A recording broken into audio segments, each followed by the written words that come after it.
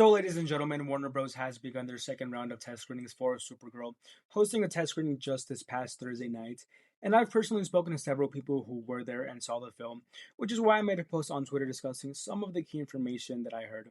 So, I can guarantee you everything that will be said in this video is 100% verifiable, but there will be some stuff that is also entirely subjective. And anybody who follows me on Twitter knows that I personally do not put too much stakes into test screenings because at the end of the day, they are entirely opinion based and oftentimes the films have lengths to go before being completed. However, I do value the perspective of a specific friend who was there and saw the film, which is why I thought it was still worth making this video and talking about what I heard. But with that being said, we do have a lot to cover. Starting off with Millie Alcock's performance as Kara Zor-El, which was once again praised by everybody, just as it was during the first test screening months ago.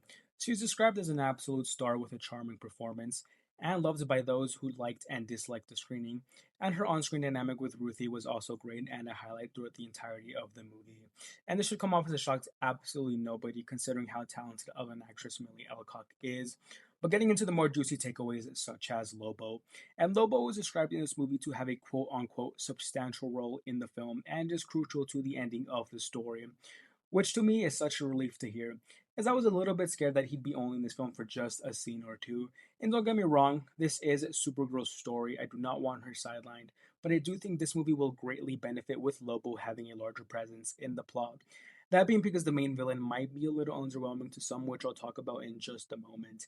And it really wouldn't make sense to me to have a perfect casting like Jason Momoa as Lobo to be in this film for only a couple of moments.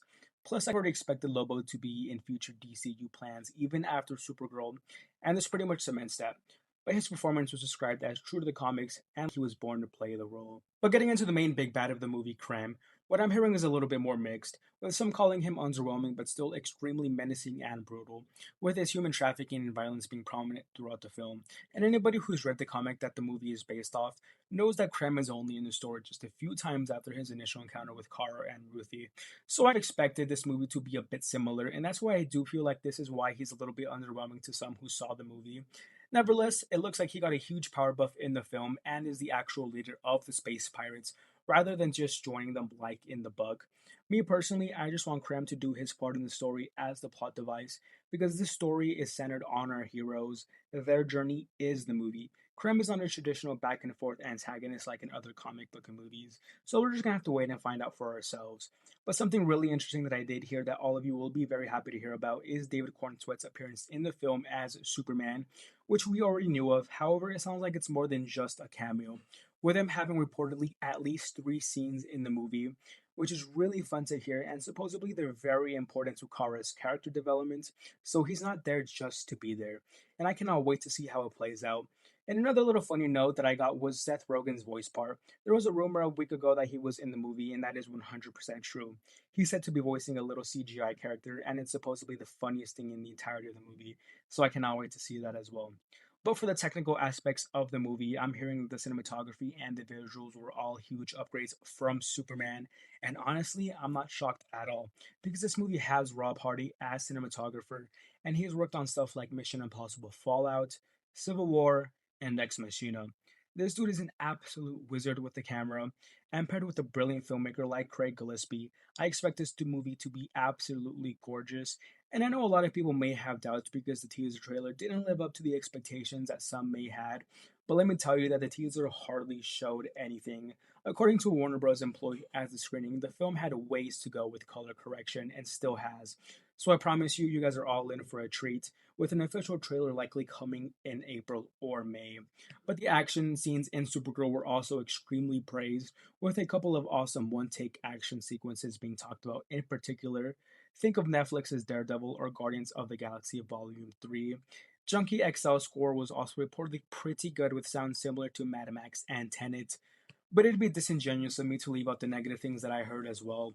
And the most common was some weak points in the script, that being the film reportedly left a lot on the table with some things left unresolved. But keep in mind, this is why test screenings exist, that's their purpose. They have a lot of time to polish up the film in editing. But like I said, it's only fair that I report both the good and the bad. Still, there was a lot more good than bad, with majority of the audience still having a great time.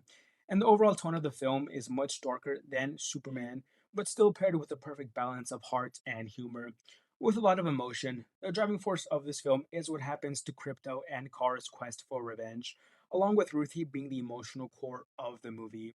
Supergirl releases worldwide on June 26th, and a lot of these reports that I heard have me even more excited now. This movie has a lot of box office potential if marketing does go well. The budget is unknown at the moment, but I personally do not see this budget being more than 150 million. So to me, making around Fantastic Four numbers last year would be a huge win. I see this film having a big word of mouth, and I do see the international box office being more kind to Supergirl than it was to Superman, just because she is a lot less saturated of a character than Superman is. This, along with the good grace that Superman earned back from the general audience, I do believe that we have an absolute banger on the way. Both that being said, let me know what you guys think. How excited are you guys for this movie? Down in the comments below. Well, I'm a punk rocker, yes I am.